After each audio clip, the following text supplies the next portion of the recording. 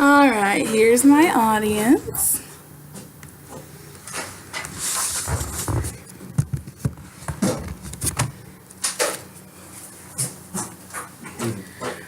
Abraham Lincoln said it best when he said, "Government of the people, by the people, and for the people shall not perish from this earth." I would not expect anyone to agree with a political party 100%. I do not agree 100% with any political party, and I cannot expect anyone else to. However, I do agree 100% with someone specifically not being in office. And because of that, I vote. I would like to explain why you should vote by telling you who can and cannot vote, why voting is in place, and why your vote matters. I'd like to start with telling you who can vote. After all, if you don't vote, who will? Well, I will tell you who will. According to the USA.gov, where you can register to vote, number 1, you must be a citizen. Number 2, you must meet residency requirements.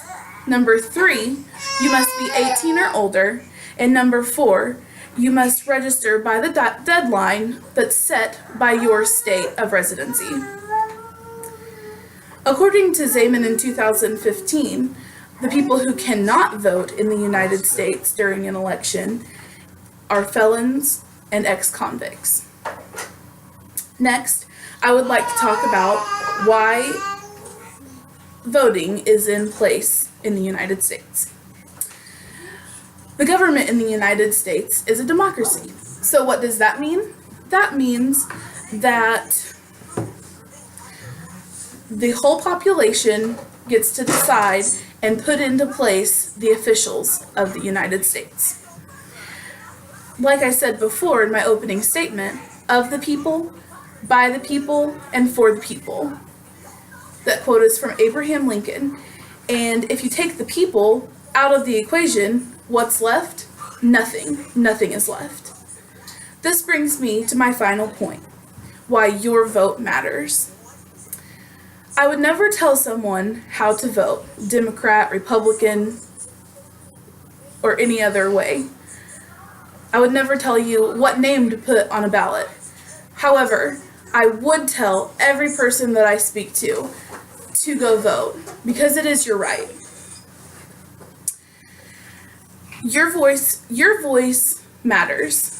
One vote affects the outcome of the future, no matter if you live in a small town or a big city. I'm from a small town, and I have specifically seen how one vote can actually affect state questions and the representatives that get voted in and out. If you're not voting, you're not exercising your right as an American citizen. Now, I found in the scholastic.com/news a printout of different things that the soldiers do in order to fight for that right.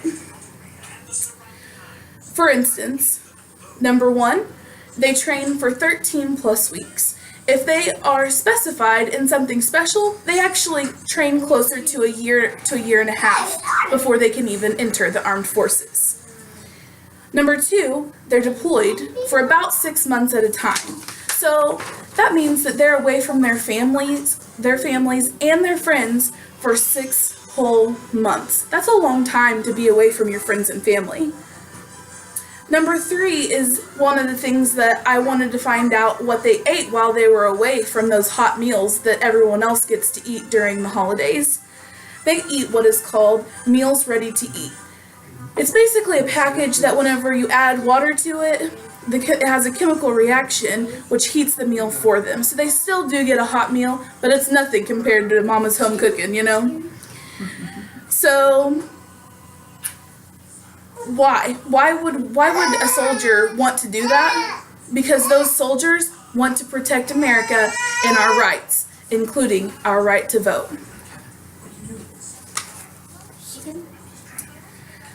In conclusion, I am beyond grateful for the men and women who are serving our country. You know, the requirements for voting, why Americans vote, and why your vote matters. I voted early this year to make sure that my vote got in. I hope and pray that you will also exercise your right and go vote as well and get your I voted sticker. Thank you. And there's my audience.